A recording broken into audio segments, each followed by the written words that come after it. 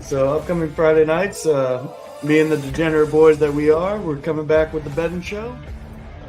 You look at the way he bounces off tacklers, the way that he keeps his eyes downfield, his vision, his ability to find holes, his pass catching ability, right? Because he had.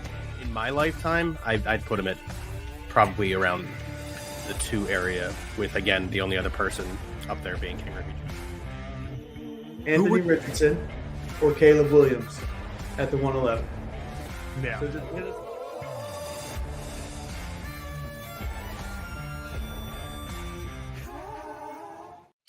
Ladies and gentlemen, welcome back to another episode of B.S.ing Sports here on the B.S.ing Network, where we do a little BS and we talk a whole lot of sports. I wish we were in a better mood, but we are not. It is our Eagles recap show. With me this week, I'm just going to have a slew of guests come on with me every other week. With me this week is Tim Hawkins. Tim, how we doing today? Not good. Not good. Today was a miserable day. Yeah, well, I mean, let's just get right into it, right? If you guys are following along, it's week 2 of the NFL season. It just finished last night. Monday night loss to the Atlanta Falcons for the Philadelphia Eagles on the last drive of the game. Let's start with some good things. Let's talk about good things before we break the team down. Let's talk about the good. Give me something that you saw on the field last night that was good. Jalen running the ball, using his legs. Yeah, especially that drive right before halftime, right? He looked like Jalen Hurts of 2022 and not Jalen Hurts of 2023. And it was kind of nice to see. He was decisive. He didn't try to scramble for too long and then run and only get 2 yards. He just decided to hit the edge and go. And it was decisive and it was definitive. And I really like to see that as well. Yeah, especially when he got up and he got up and he was hyped, like he was into it, which apparently he doesn't show any emotion. So him showing emotion is a good thing. Yeah, I agree, because he gets bashed on a lot for not showing any emotion. So the emotion that we saw before the game on the pregame interview with Jason Kelsey, I enjoyed seeing the emotion there, and then obviously on the field when he was hype. Again, you really don't want to take a penalty, but fortunately it was only a 5-yard penalty and didn't cost him the run. Something that I saw last night that was a positive from my end was, this will also transfer to the bad in a second. However, Britton Covey and how trusting Jalen Hurts was of Britton Covey. He went to him several different times, and Covey, to his credit, caught the ball every time the ball was thrown to him. So he goes 6 for 23 yards. I know that doesn't sound like a lot, but he had 3 different 10 or 12-yard plays that were called back because of, and let's get into it, offensive men down the field because of the hesitation on Jalen Hurts' part. So let's get into the bad. We only had one good thing each to talk about. It was obviously a very small list because they lost. Let's get into the bad. Hang on a second. Z-Money, it's good to hear from you, bud. He said you can take Barkley out of the Giants, but you can't take the Giants out of Barkley. It's an insult to him trying to catch the ball. For what it's worth, the Eagles did not lose to the Saints 44-19. Throwing it out there, Z-Money. Although they might this week, so I'm not going to talk too much smack. So let's move past it and go to the bad, right? The bad penalties, right? We gave the Falcons 2 first downs on penalties that kept one of the drives alive that ended up leading to a touchdown. What were you seeing there that caused, especially the offensive lineman downfield, the ineligible lineman downfield? What were you looking at? Because you were at the game. I was at the game. It looked like it was go ahead. The one when Jurgens,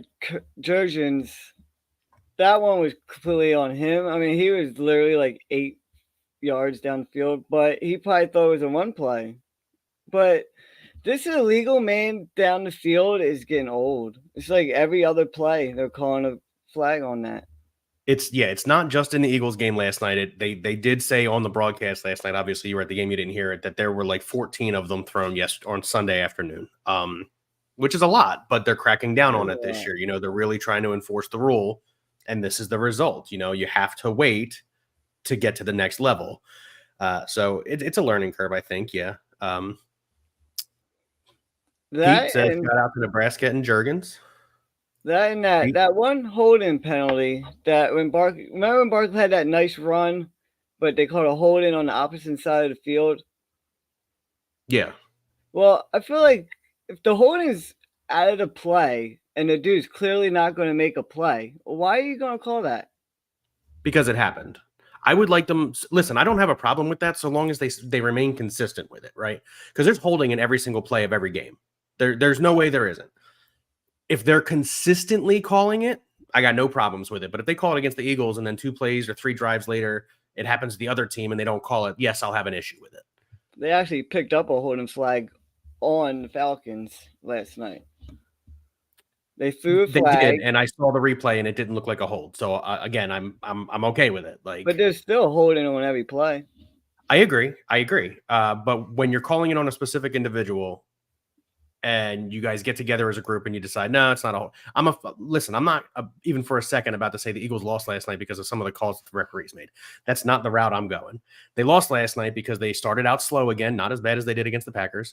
They lost last night because when the Falcons had no timeouts left, they decided to throw the ball instead of run the ball with a guy who's averaging 5 yards a carry on the game.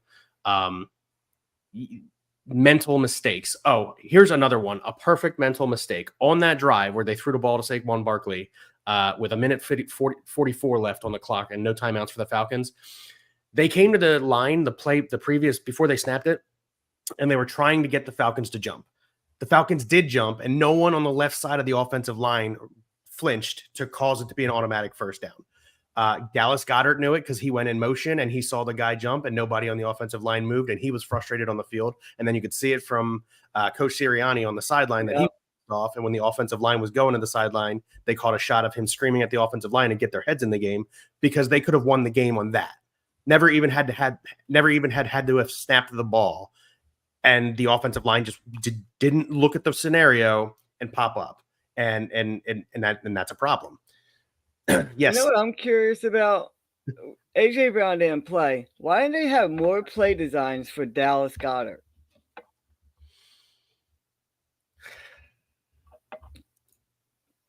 Right? Let's get into it. Why not have Covey did good, don't get me wrong, but you threw it to him 6 times and you had Dotson and Smith lead blocking. Like, why do you have the 2 smallest people out front blocking? Screen a tight end screen or screen it to Smitty. I'm not a huge fan of those wide receiver tight end screens. I'm not a huge fan of those. Having said that, your number 1 playmaker is off the field. He's probably out next week too. He came out and said it on the sideline. We are in trouble without AJ Brown. And you don't scheme something for one of your other playmakers, Dallas Goedert, there is something wrong. In addition to the fact that it felt like at times they completely got away from the running game when they weren't really down at any point in the game too much. Yep. He was running effectively. You tried a couple of stupid swing pitches to him that didn't go anywhere, but that's because you need to run between the tackles. You have 2 of the best tackles in football. Run between the damn tackles. Tim Brandt comments and says the defense blows. He says, yes, why throw the ball? He says there was no pressure. That's part of the ugly conversation I'd like to have, too. Bryce Huff looks like a complete bust as a grab from the Jets. There's Nolan Smith. Yeah, Nolan Smith, Jordan Davis, all of them looking real bad right now. And last night I texted Ryan in the group that we have, and I said, Jalen Carter needs to take this game over. He's got the ability to do it. He needs to do it. And then sure enough, like the next play, he was on the sideline. Like, I'm not understanding the defensive scheme. The game. Did you know that he didn't start because they had Milton Williams and somebody else in there. Yeah, because he missed a team function or something. Yeah, and then also on the first drive on offense, Barkley didn't touch the ball once. Correct, he did not. And they went 5 and out on the first drive. They did get a first down, but still.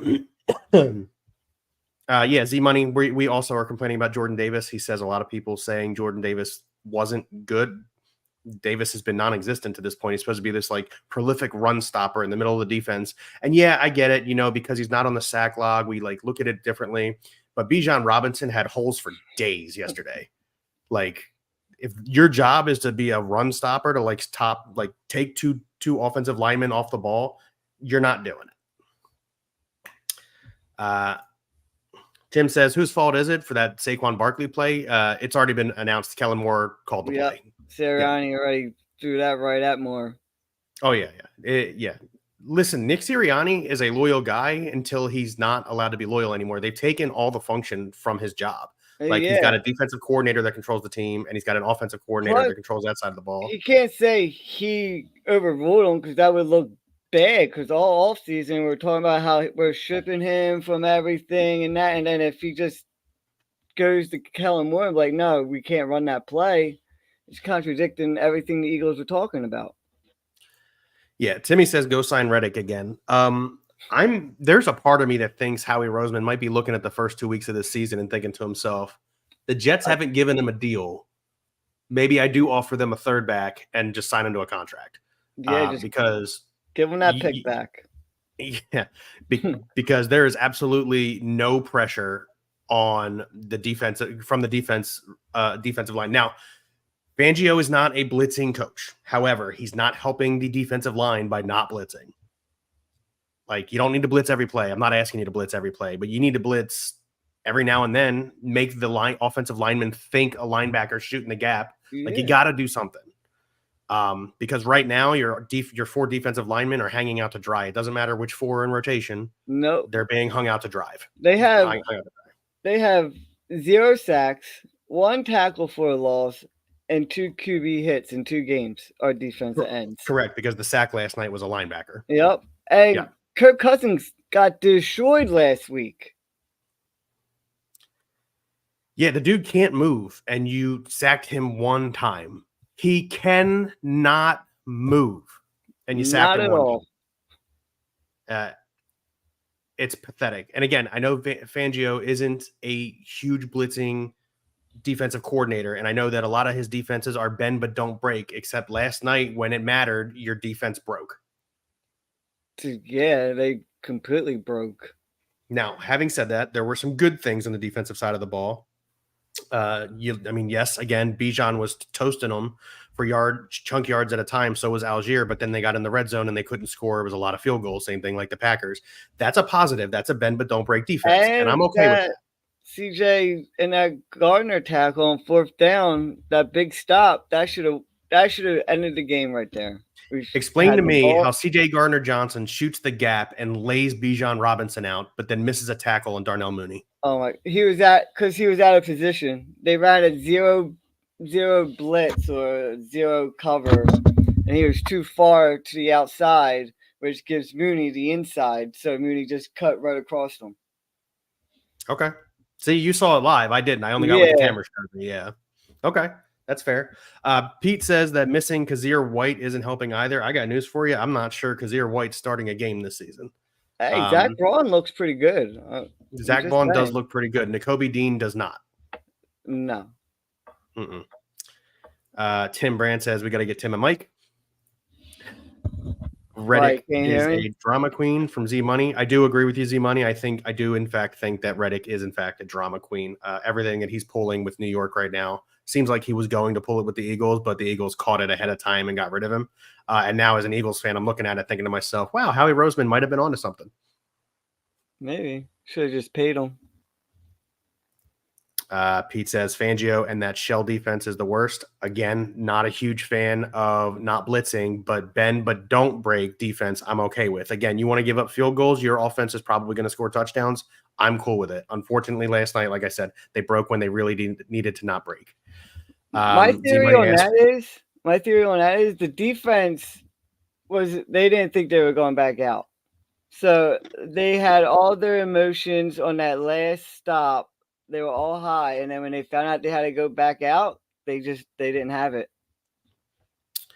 They played prevent too soon, in my opinion. So when you came out and it was a minute and 32 on the clock or whatever, and the Falcons had the ball at the 30, I think they went into prevent too quick. I think they should have played man cover 2 probably is how I would have run it. This way there weren't gaps in the defense, and Kirk Cousins would have had to have actually beaten you, not give him a zone to throw to, which is what they did. I think they went to prevent too quick. Now, if they had been able to move the ball down to the 40 or the 50, maybe then I play prevent and try and prevent a touchdown. But until that point, I would have stayed man cover 2. Yeah, or at least try to send one extra guy. Just take the chance. Again, yeah, that's what I'm like. I don't like not blitzing. But again, bend but don't break defense, which is what Fangio runs. I'm okay with when it's successful. Last night it wasn't. Here we are. Tim Brandt says, I can barely hear you, Tim. Tim, I can hear him. So I don't like. We probably do need to get him a mic. Timmy said, we'll get that fixed. Don't worry about it. Timmy also says the Saints are about to cook us. I am nervous about the Saints. We'll talk about that here in a minute. And Z Money says, hopefully they do because Ravens might cook us. Because the Ravens have the Cowboys. Yeah, the Ravens are 0-2 going to Dallas. 0-2. Yeah, but they're going, or the Dallas is coming to Baltimore, and the Ravens are probably in a situation where they need to win a game. So yeah, that's true. Yeah.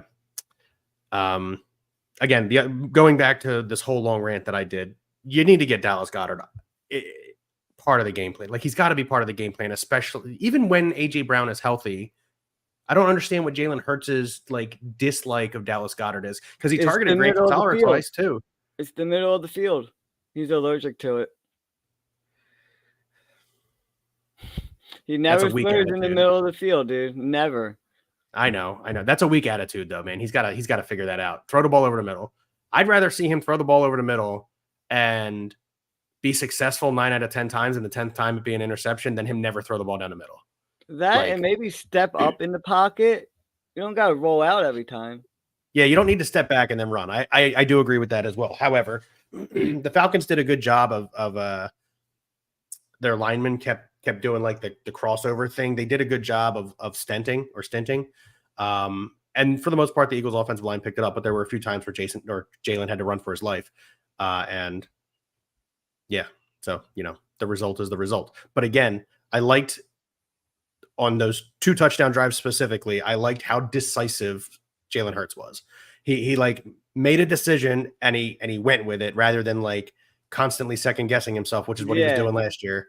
But I like that he was definitive and this is what I'm doing. I'm running now, gone.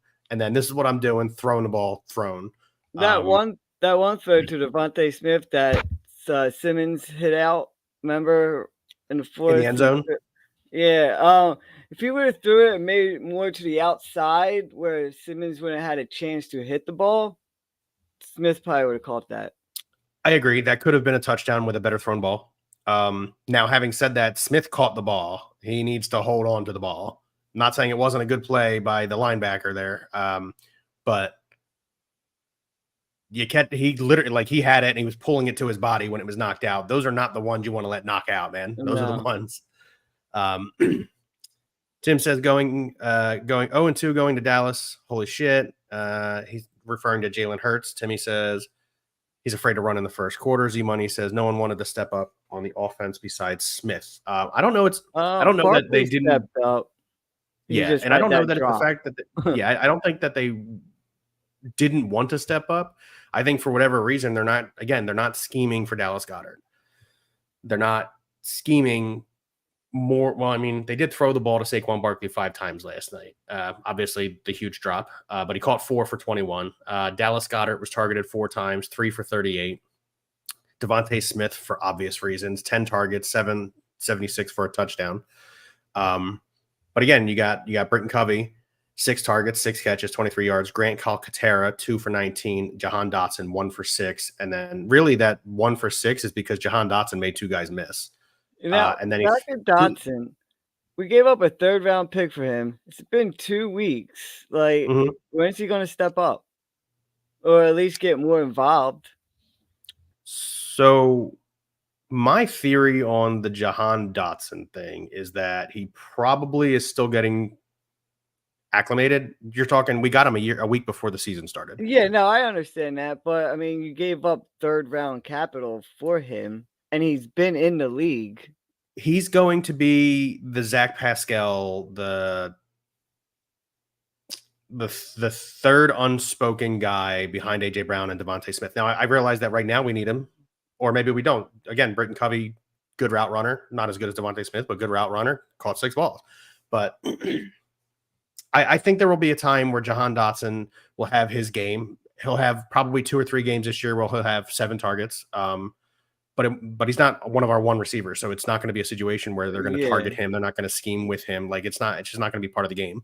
But I do agree that, especially with AJ Brown on the shelf, You need to get him involved. He can make plays. He's not as good as Devontae Smith. He's not as good as A.J. Brown, but he can make plays. Again, the only reason he has 6 yards on his thing is because he made 2 guys miss.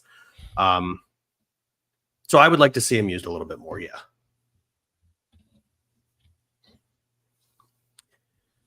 So we talked really quickly about a lot of the ugly. Let's give some grades out we here. banged that out.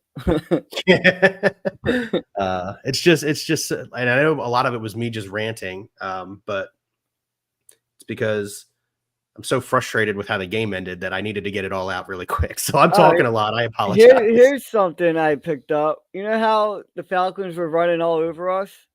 That's because we were in our nickel defense 87% of the time. Yes, we were. You know they are running all over you. Or why are you in nickel? For some reason, it's like they were scared of Kirk Cousins. And even though we beat them all the time in prime time. I mean, well, now he's 8-6 against the Eagles overall, but I do understand your primetime thing and the Kirk Cousins thing. But it's like they were playing scared of Kirk Cousins. The guy's a statue and can't move, and you were playing scared of him. And I don't understand it. It's like you decided you weren't going to let Drake London and Kyle Pitts beat you when they haven't done anything. Yeah. And they got to learn how to tackle. Yeah. I mean, that's a whole other conversation, man. Back to the ugly, right? Yeah, right. Tackling. Let's learn how to tackle, boys. No, Nakobe Dean had one good tackle on Bijan Robinson on the outside. Zach Ball a couple of really nice hits. Reed Blankenship a few nice hits. CJ obviously with the one in the middle on 4th down. But those are like hits, and that's not wrapping them up and taking them down. I want to see more fundamental tackling. Also, here's another thing. Maybe you can answer this for me. Why aren't the Eagles the type of team, and they never have been in their history, to punch the ball out like the Ravens? Oh, I don't know, dude. Why don't they punch the football? Or try and catch the ball when the other quarterback throws it.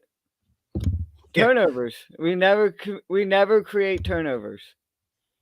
And with our defense now, we need to create turnovers. Yeah, I would agree that with the defense that we're running out there every day, unless you're going to go in free agency and pick somebody up who's going to actually be able to get a good pass rusher. Mitchell did almost have one, though. Mitchell did almost have one last night. He did jump a route. I thought he was going to get his first. Yeah, I thought he had it. I was celebrating. So did I. Yeah, I thought they had it until they showed me the replay, and it's clear that it comes out. But I thought he had it.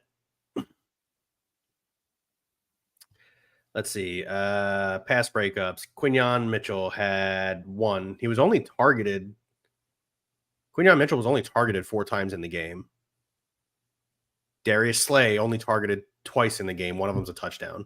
Yeah. So they weren't going to the outside. Like, you played scared of Kirk Cousins, and he didn't go to the outside. Yeah, he only had 84 passing yards in the first half. He didn't have to throw the ball. Why throw it if you can just run on us? Yeah. Well, yeah, you got to get that figured out too. Running defense was just abysmal. That outside zone all day. All right. So give me a realistic grade. Don't give me an emotional grade of the defense. The defense, I'll give like a D. The run defense is killing me. And the lack of pass rush. Like, they need to go out and make a move. They need to figure something out.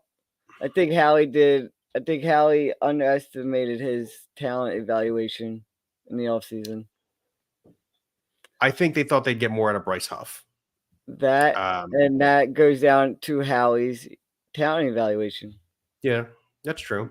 Maybe I give it a D+. The reason I give it a D+ is because, again, you didn't get beat on the outside, and that's usually how teams get beat, is on the outside. Maybe give Jalen Hunt a try. The rookie 3rd round they just drafted. I mean, got to give somebody a try. It's got to be better than what we're getting. Offensive grade, go ahead. Overall, without A.J. Brown, I think it was like a B. Jalen looked better than what he did outside of that interception. What people aren't mentioning about that interception is, he kind of led Devontae Smith a little bit too much. He got hit when he threw the football. He did get hit. A lot of people on everything that I've seen so far, like, oh, Jalen Hurts with another bad interception. Like, yes, it was a bad interception, but like, you can't act like that maybe if he's not literally being brought to the ground when he's releasing the football, it's not a good ball. And it was still a pretty decent ball. Devontae Smith just wasn't there. Like, it unfortunate. You know what hurts is that Justin Simmons was a free agent all off season. Yeah. And the Eagles didn't even try to get him. Yeah, that does hurt. You're right. I would give the offense a execution. I will give them a B. However, play calling, I'm giving them a C. Play calling was horrible. How do you abandon the run? I don't Third get it. and 9. They run a QB draw. Yeah, I thought we were done with that after last year. I thought we were done seeing that shit. 3rd and 9, and you're running a QB draw. Yeah, I'm glad that the fans, you guys in the stadium, booed that. I'm so happy that happened. And then going for it instead of kicking a field goal in the first quarter, like that doesn't bother me as much. Nick has always been aggressive. That doesn't bother me as much. But I would like the point. We lost by 1. Even though hindsight's 2020, but in the moment, goal. hypothetically, we score a touchdown there. This isn't a conversation. This never happens. Like, we don't have the, well, why didn't they kick the field? Like, because Nick is more successful on fourth. Nick Sirianni is so successful when he goes for it on 4th down that, like, I trust it. I trust the decision. I didn't dislike that. I don't like throwing the ball with the Falcons out of timeouts, 1:40 on the clock, and it's 3rd down. I don't like throwing the football. Yeah. Regardless if it was a good play call and the play was open and he just dropped it, you still just don't make that play call. You just don't. You had Jalen Hurts, who had run for over 85 yards in the game. You had Saquon Barkley, who had run for over 90 yards in the game. Run the ball. Run the ball. Run the ball. And at worst, it's 4th and 2. 4th and 1, 4th and 2, and you do a quarterback push, whatever they're calling it. Well, I like calling it the quarterback box. They got to go 99 yards with 40 seconds left, but no timeouts. Exactly. Yeah. Okay, so we're on the same page there. All right. Let's talk about those Saints. Z Money has brought it up a bunch of times. Listen, what the Saints have done the first 2 weeks of the football season. Now, listen. Kind of a weird sample size week 1 against the Panthers because we've seen what the Panthers are, right? The Panthers are really bad. They just benched their number 1 overall pick from last year, Bryce Young, for Andy Dalton. So the Panthers are a bad sample size. However, I've been quoted on this show, on other shows, saying that if you look at the Dallas Cowboys and you think that they're a bad team, you are wrong. And they went into Dallas. In Dallas, where they don't lose often. Yeah. And put up 44 points on them. So I'm going to be 100% transparent and tell you I am nervous for the Saints, especially since the Eagles have to go to the Dome. I'm nervous for the rest of this year. It's only week 2. I'm not. I know that every game matters, but I'll start panicking around week 5. Listen, just get to the playoffs. That's all I want to do. I don't care if you're the number 1 seed in the division. I don't. Get in, see what happens, right? I just want to see a good defensive game. If I see a good defensive game from our defense, I would feel a lot better. But I don't think it's going to happen against the Saints. No, but if it does, everybody's going to be, we're the best team in the league. And I don't think that if they do have a good game against the Saints, that they should be feeling that way. Like, for all we know, Derek Carr has an off day. Like, it's week 3, like you said. It's the beginning of the year. Look at what we were last year, 10-1, and then we lose 5 out of 6 and then get bumped by the Buccaneers in the first round. Like, now having another team that looks good, the Buccaneers. But yeah, so I am nervous for the Saints. How do you like overall, don't give me your prediction because we have a prediction show at the end of the week. How do you feel about the Saints coming up? I feel like if we don't get no pressure on Derek Carr, he's going to cook. He, in fact, is going to cook. I think we need to find a way to get to him to have success in winning this game. Here's a way that Fangio, in my opinion, can help the defensive line. Fake blitz. You're not doing any of that either. You're just letting them know I'm not coming. Like, don't do that. Do something. That's my opinion. I'm not a defensive coordinator, but if I'm an offensive-minded coach and I see that they're not even threatening to blitz, I've got you beat. I've got you beat. And then I'm a little worried about the offense too without A.J. Brown. Feel like Jalen throws to 2 people, A.J. and Devontae. and AJ's not there. Yeah, well, Kellen Moore, figure out a way to get Dallas Goedert to football. Needs to. Yeah. Let's see. What are your final thoughts before we get out of here? Quick show this week. You know, when we lose, it's obviously a quicker show than when we win. Final thoughts? I was highly upset about the Eagles game last night, especially since I walked out of the stadium thinking they won the game just to get to my car to find out that they lost. My final thoughts, very simple. And we've been screaming it for years since McNabb was here. Run the damn football. You've got arguably the best running back that you've ever had outside of Shady. And yeah, abandon the run at one point in the game. And again, don't overthink it. Don't play chess when they're playing checkers. Yep. Run the damn ball. Keep it simple. Yeah, it's not complicated. That and clean out the penalties. They gotta clean out the penalties. Yeah, that too. Keep your head in the game, like Nick Sirianni said. They gotta learn the fundamentals.